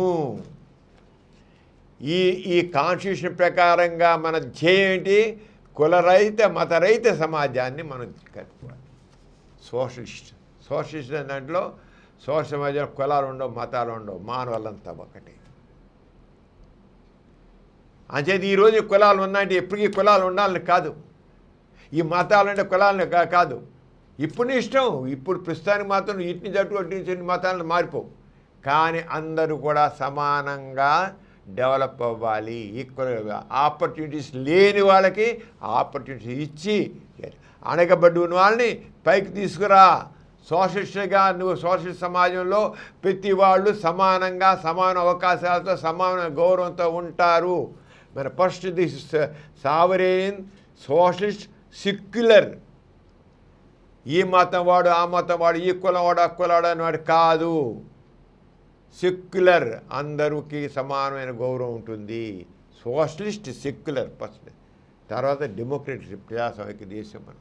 ఇది మనకు మన కాన్స్టిట్యూషన్ ప్రధానమైంది. అంచేత ఇది మనం ఇంత ఎష్యూరెన్స్ ఇచ్చి మనం చేసేదంతా చేసి దీన్ని మన కాన్స్టిట్యూషన్ ప్రకారం ఉంది.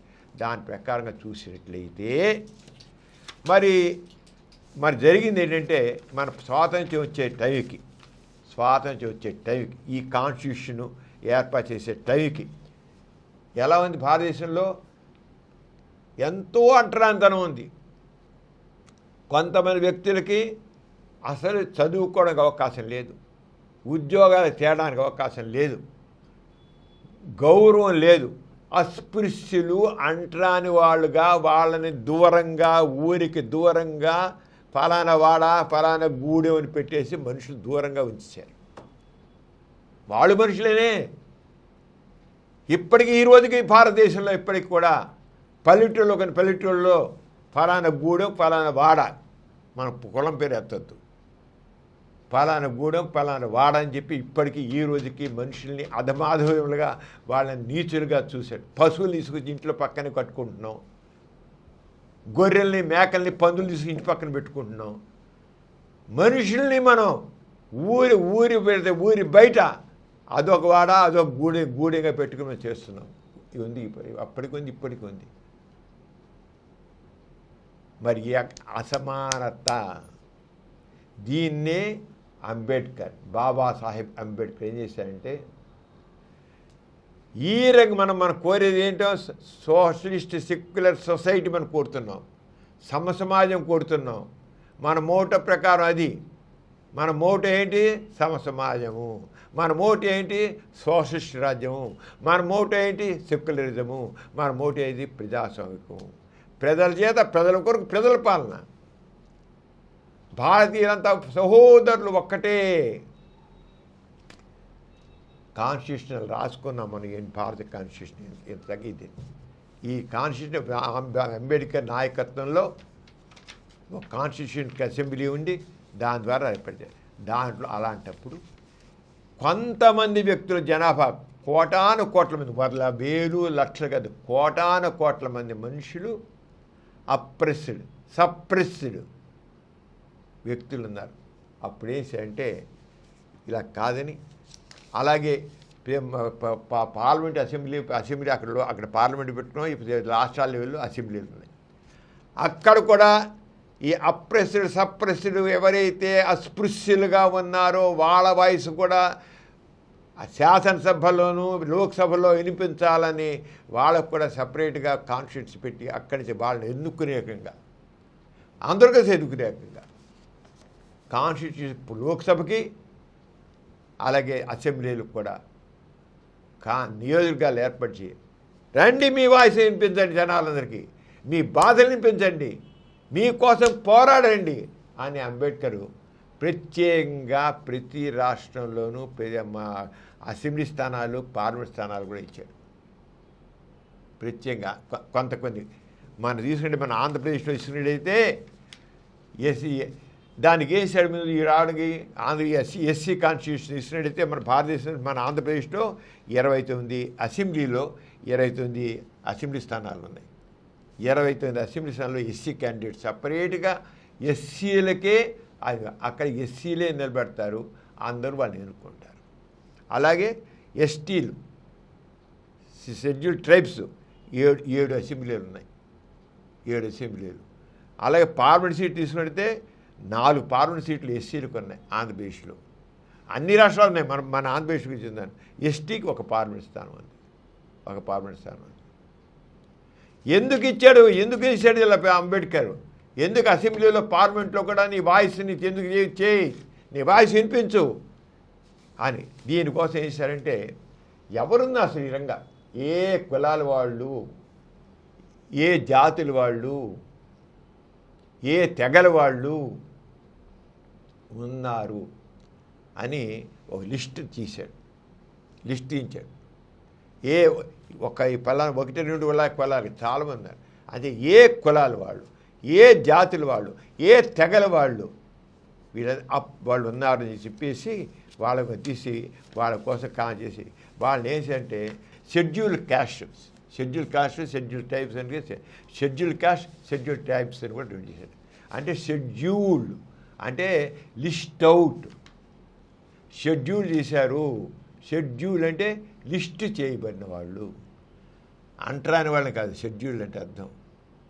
ఎస్సీలు అంటే అంటరాని వాళ్ళు కూడా నో, అంటరాని వాళ్ళు కాదు, లిస్ట్ అవుట్ చేయబడిన ఎవరు, కాన్స్టిట్యూషన్ ప్రకారంగా లిస్ట్ అవుట్ చేయబడ్డ వాళ్ళు, కాన్స్టిట్యూషన్ ప్రకారంగా లిస్ట్ చేయబడ్డవారు. ఎవరిని లిస్ట్ చేశారు, ఎవరైతే రకరకాలుగా వాళ్ళు రకరకాల హిస్టారికల్గా వాళ్ళు అప్రెస్డ్ కమ్యూనిటీస్, వాళ్ళు సపరేట్గా అన్టచబుల్స్గా ఉన్న వాళ్ళని వాళ్ళు చేశారు షెడ్యూల్. అంచేత షెడ్యూల్డ్ క్యాస్ట్ అని చెప్పి వాళ్ళు షెడ్యూల్డ్ టైప్స్ లిస్ట్ అవుట్ చేశారు కాన్స్టిట్యూషన్ ప్రకారంగా. ఆ కాన్స్టిట్యూషన్ దాంట్లో అంతేకాకుండా ఇంతకుముందు చెప్పానే అసెంబ్లీలో 29 సీట్లు, పార్లమెంట్కి మా ఆంధ్రప్రదేశ్లో 4 అని చెప్పాం కదా. వీటికి కూడా ఒక లిస్ట్ చేశాను, ఎలక్షన్ చేయడం కూడా పెట్టి చెప్పాడు. ఇది చేసి దానికి వాడికి ముఖ్యంగా చేసి దీన్ని కాన్స్టిట్యూషన్లో సీట్స్ విషయంలో, అసెంబ్లీ పార్లమెంట్ సీట్ల విషయంలో వాళ్ళు ఏది ప్రకారం అంటే 334 ఆర్టికల్ ప్రకారంగా, ఈ ఇండియన్ కాన్స్టిట్యూషన్లో 334వ ఆర్టికల్ ప్రకారంగా ఈ రాష్ట్రంలో ఇన్నేసి షెడ్యూల్ కాస్ట్ వాళ్ళకి, షెడ్యూల్ ట్రైబ్ వాళ్ళకి సీట్లు ఉండాలి, అసెంబ్లీలోను పార్లమెంట్లో ఇన్ని ఉండాలి, ఎష్యూరెన్స్ ఇచ్చేశారు. అలాగే ఈ కాన్స్టిట్యూషన్లోనే దీని ప్రకారంగానే 332, 341 ఆర్టికల్ ప్రకారంగా, 341 ఆర్టికల్ ప్రకారంగా సీట్లేమో 334 ఆర్టికల్. తర్వాత ఏ క్యాస్ట్లు, ఏ ట్రైబ్స్, ఏ తెగలు అనేది 334 ద్వారా లిస్ట్ చేశారు. అదేది ఆర్టికల్ 341 ప్రకారం. ఎంత స్పష్టంగా చెప్పబడింది. ఎందుకు చేశారు వాళ్ళు చాలా అణగారి ఉండి వాళ్ళకి ఏ రకంగా కూడా వాళ్ళకి అవకాశాలు లేక చదువుకోవడానికి అవకాశం లేదు, ఉద్యోగం చేయడానికి అవకాశం, చివరి మంచినీళ్ళు తాగడానికి అవకాశం లేదు. మంచినీళ్ళు ఊళ్ళో ఒక నుయ్యి ఉండేది తవ్వేవాళ్ళు, ఆ నుయ్యిలో అగ్రకులసలు నీళ్ళు దొరుకుంటే తక్కువ కులాల్లో వచ్చి నీళ్ళు కూడా తోడుకొని వీల్లేదు. తాగడానికి ఒక్కటే ఒక మంచి బాగుంటే ఆ నూతిలోంచి నీళ్లు తోడుకొని చేయడానికి వీల్లేదు పరిస్థితి మన భారతదేశంకి. అప్పుడు ఈ కొళాయిల గిళ్ళాలు ఎక్కడున్నా మనకి చాలా రేరు, పంపులు అయితే కుట్టుకుడు పంపులు ఉండేవి, ఈ మున్సిపాలిటీ లేవు. తాగడానికి నీళ్లు కూడా నోచుకోని పరిస్థితుల్లో మనుషులుంటే అంబేద్కర్ ఏం చేశారంటే వీళ్ళందరికీ మన అవకాశం, అందరితో సమానం చేయాలి. మనం చెప్పాం కదా, జస్టిస్, లిబర్టీ అని చెప్పాం కదా, ఆయన చేయాలని చెప్పాడు. పైగా లిబర్టీ, నీ ఇష్టం, ఏ మతాన్ని ఉండు, ఏ మతం అయినా ఉంచుకో, ఈ మతంలోనే ఉండాలని లేదు. కానీ వాళ్ళు ఏంటంటే అప్పుడున్న కులాల వారిగా కులాలు తీసుకుంటే ఎక్కువ కులాలన్నీ కూడా హిందూ మతంలోనే ఉన్నాయి, హిందూ మతంలో ఎక్కువ ఉన్నాయి కులాలు. అంటే ఫస్ట్ వాళ్ళు ఏం చేశారంటే వాళ్ళు 19 దీంట్లో తీసినప్పుడు కులాల వారిగా తీసినప్పుడు దాంట్లో హిందూ మతం నుంచి కులాలు తీసుకున్నారు. హిందూ మతం కులాలు తీసుకున్న తర్వాత తక్కిన దగ్గర నుంచి వరుసగా వచ్చారు. అది కూడా తెలుసుకొని మనం ఇప్పుడు ఏం చేశారు చూద్దాం. అంటారు కూడా మొట్టమొదట దీని షెడ్యూల్ కాస్ట్ అనేది 1950 ప్రకారంగా మొట్టమొదటి హిందువుల్ని చేశారు. అంటే ఈ చాలా అనగా అస్పృశ్యులుగా ఉన్నారే, కులాల పేరు మనం మాట్లాడద్దు, అస్పృశ్యులు అనబడే వాళ్ళని 334 ఆర్టికల్ ప్రకారంగా మొట్టమొదటి 1950లో ఈ కాన్స్టిట్యూషన్లో పెట్టారు. కానీ తర్వాత ఈ ఎస్సీ కేటగిరీలోనే 1956 సిక్కులు కూడా చేర్చారు. సిక్కుల్లో కూడా కొంతమంది అంటరాని వాళ్ళు ఉన్నారు, బాధపడుతున్న వాళ్ళు. సిక్కుల్లో కూడా అంటరాని వాళ్ళు చాలా తక్కువగా ఏ అవకాశాలు లేకుండా వాళ్ళు కూడా ఒక రకంగా దూరంగానే ఉంచబడుతున్నారు. సిక్కు జాతిలో ఉన్నారు. అలాగే ఈ 1950లోనేమో హిందువుల్లో ఉన్నటువంటి వాళ్ళు అంటరాని వాళ్ళు అస్పృశ్యులు ఇచ్చారు. 1956లో సిక్కులు చేర్చారు అదే లిస్టులో, ఎస్సీ లిస్టులో, షెడ్యూల్డ్ క్యాస్ట్ దాంట్లో. తర్వాత బుద్ధిస్టులో కూడా 1990లో బౌద్ధ మతం వాళ్ళు కూడా చేర్చారు. షెడ్యూల్డ్ వాళ్ళకి బౌద్ధ మతంలో కూడా ఉన్న వాళ్ళ కొంతమందికి ఏరగా అవకాశాలు లేని మనుషులు ఉన్నారట. బౌద్ధ మతంలో కులం లేదు, మతం లేదు అనుకున్నాం, కానీ అక్కడ కూడా అటువంటి మనుషులు ఉన్నారట. అంటే 1990లో వాళ్ళు కూడా షెడ్యూల్డ్ ఎస్సీ కేటగిరీలో పెట్టారు. ఈ రకంగా 3 సార్లు కాన్స్టిట్యూషన్లో అమెండ్మెంట్ చేసి వాళ్ళు చేర్చడం జరిగింది. అయితే ఇది ఈ రకంగా ముగ్గురు చేర్చారు. కానీ ఈ చేర్చిన దాంట్లో మరి ఎందుకు మరి ఎవరు అడగలేదో పోరాడలేదో తెలియదు, కానీ క్రైస్తవులు ముస్లింలు మాత్రం ఎస్సీ హోదా రాల. క్రైస్తవులు ముస్లింలు మాత్రం దాంట్లో ఈ ఎస్సీ హోదాలకు వెళ్ళాలి. అంటే క్రైస్తవుల్లోనూ ముస్లింల్లోనూ అంత అణగతొక్కబడిన అవకాశాలు లేని మనుషులు అప్పుడున్న మనుషులకి కనబడలేదు అన్నమాట. చాలా కొద్దిమంది ఉన్నారు, ఎక్కువ మంది మాత్రం హిందువుల్లోనూ సిక్కుల్లోనూ బుద్ధిజం ఉన్న వాళ్ళల్లో ఉంది. అంటే వాళ్ళ ముగ్గురిని మూడు సార్లు కాన్స్టిట్యూషన్ అమెండ్ చేసి అలా పెట్టారు. ఎందుకు చేశారు? వాళ్ళ అభ్యున్నత కోసం, అభివృద్ధి కోసం. మనం ఎందుకు వాళ్ళ మాట్లాడే టాపిక్ కోసం ఎందుకు మాట్లాడాల్సిన సుప్రీంకోర్టు జడ్జిమెంట్ ఎంతవరకు సమర్థనీయమని దాని గురించి మాట్లాడడం కోసమని మనం కొన్ని చెప్పుకుంటున్నాం.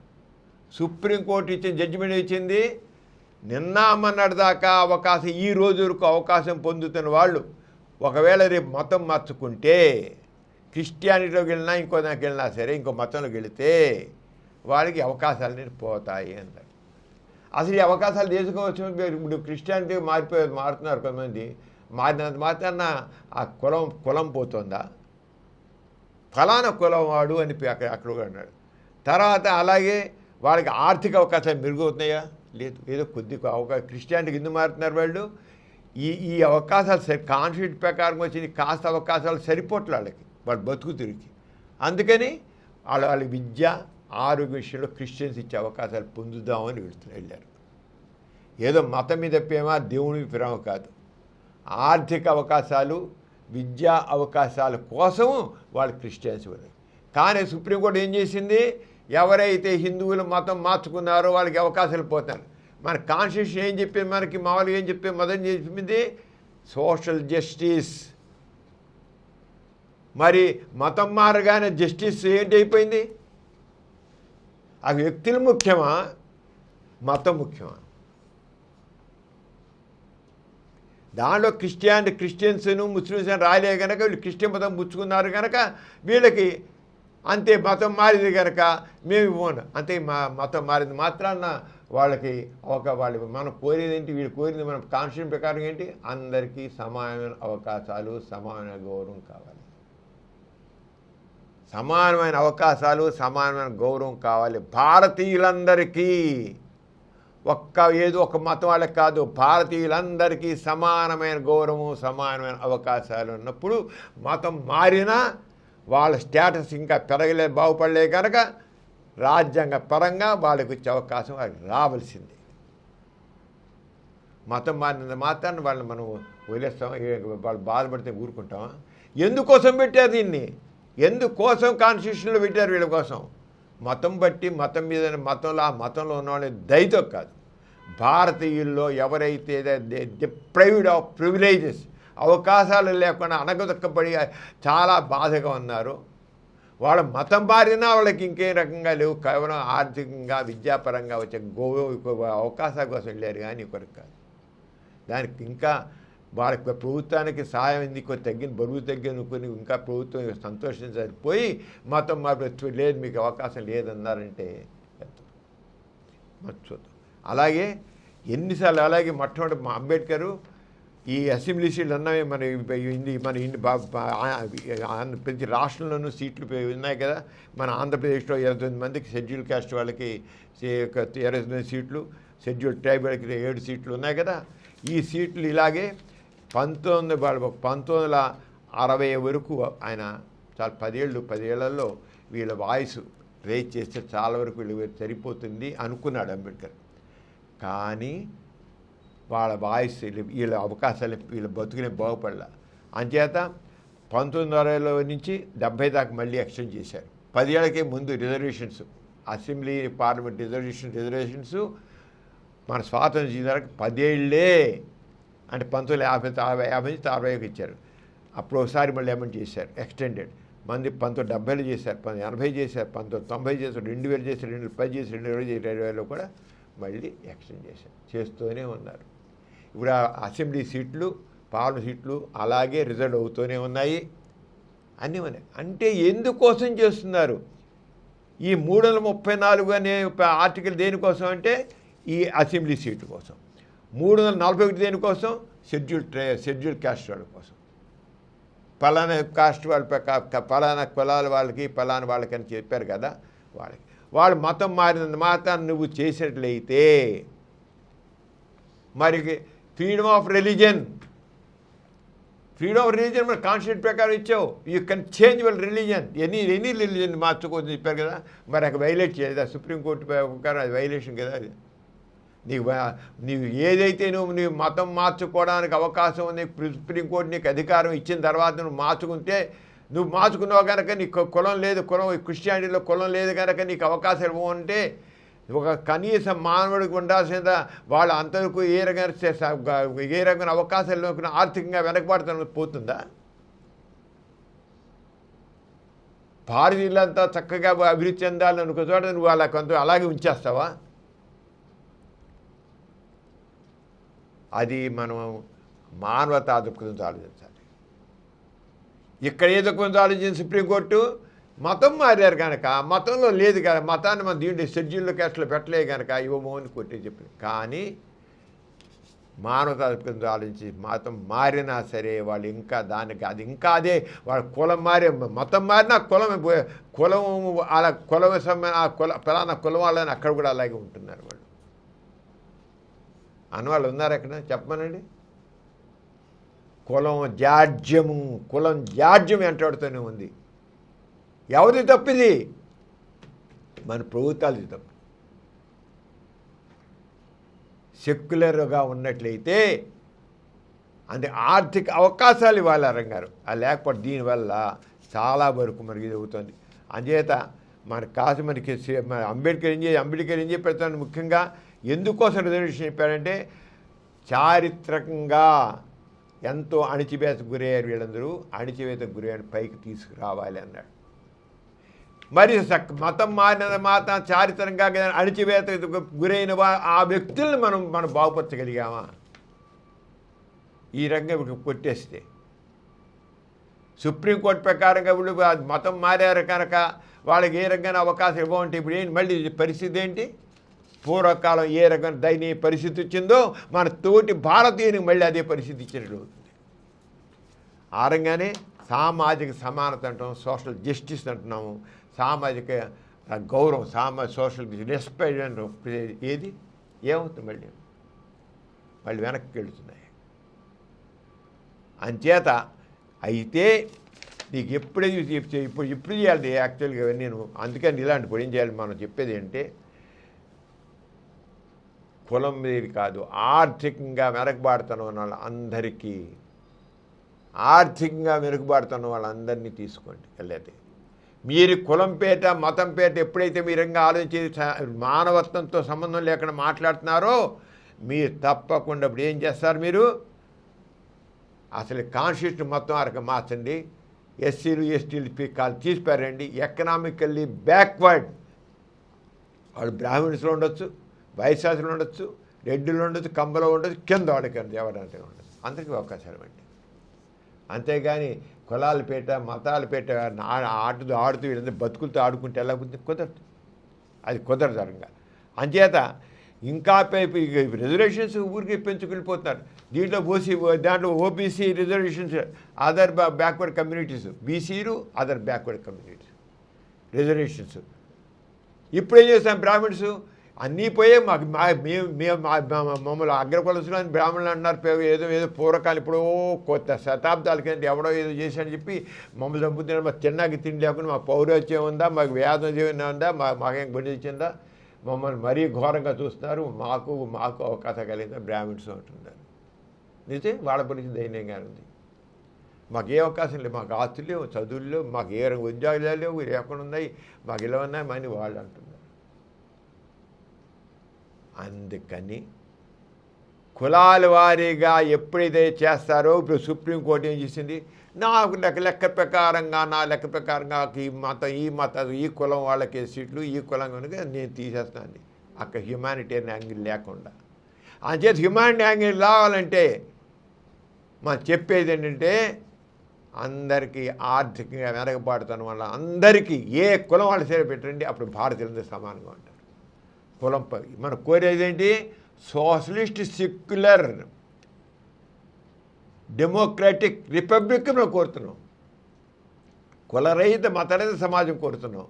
కులరహిత మతరహిత సమాజం కోరుతున్నప్పుడు ఇక్కడ సోషల్ జస్టిస్ కావాలి, అందరికీ కులం ఆర్థిక అవకాశం లేదంటారా.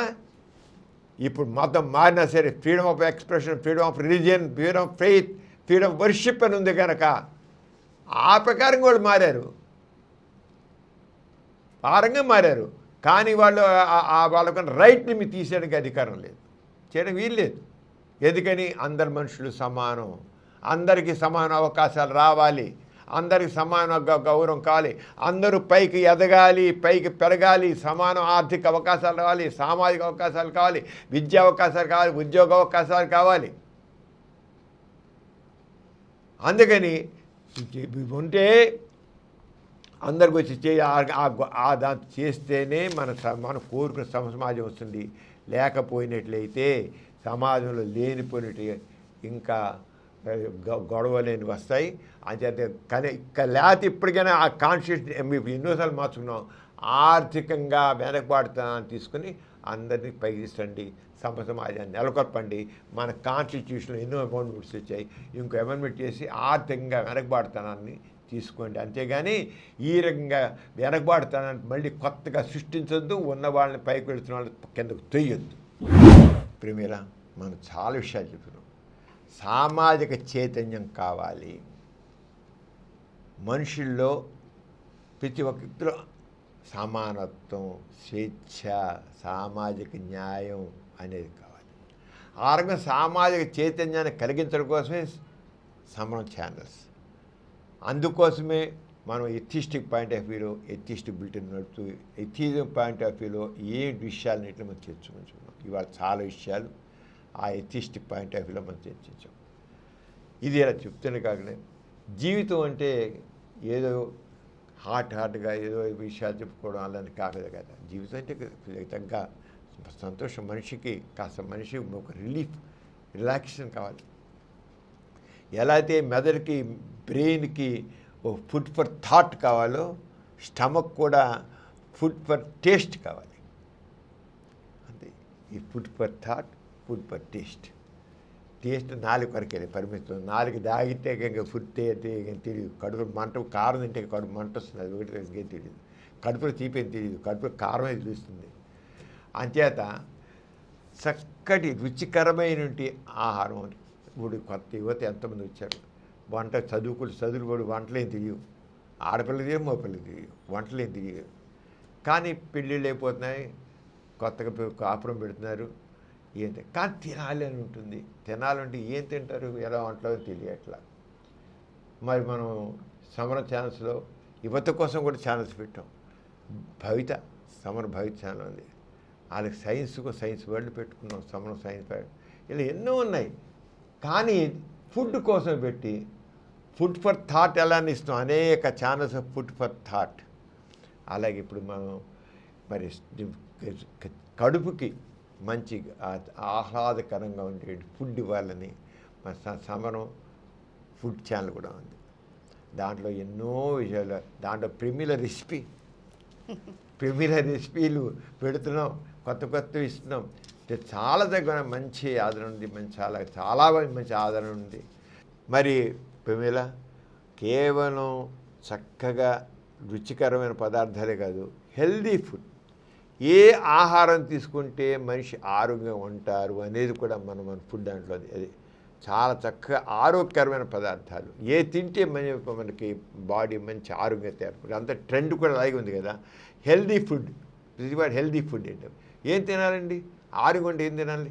టేస్టీ సరుకుని కొన్ని టేస్ట్ సరే తప్పకుండా టేస్ట్గా తింటాం, కానీ ఆరోగ్యకరంగా ఉండాలంటే మనకి ఎటువంటి ఆహారం కావాలండి? దేంట్లో మంచి ఆహారం ఉంటుంది? టేస్టీగా ఉండాలి, ఆరోగ్యంగా ఉండాలి, హెల్దీ ఫుడ్ మాకు కావాలి అంటున్నారు. ఆ హెల్దీ ఫుడ్ ఇవ్వడంలో సమరం ఫుడ్ ఛానల్ ఇది నెంబర్ 1 అని మాత్రం చెబుతాను నేను. అంచేత ఆ హెల్దీ ఫుడ్ కోసం, టేస్టీ ఫుడ్ కోసం ఈ సమరం ఫుడ్ ఛానల్ చూడాలనుకుంటున్నాను. ముఖ్యంగా యువత వాళ్ళందరికీ చాలామందికి ఈ రోజుల్లో కావాలి, తినాలని కోరుకుంది, వండాలని కోరుకుంది, రకరకాల కొత్త వంటలు చేయాలి, రుచికరంగా చేయాలని ఉన్నాయి. వాళ్ళందరికీ ఒక మార్గదర్శకంగా ఉండడం కోసం చక్కటి కొంచెం కొత్త రెసిపీలతో మనం ఫుడ్ ఐటమ్స్ ఇస్తున్నాం.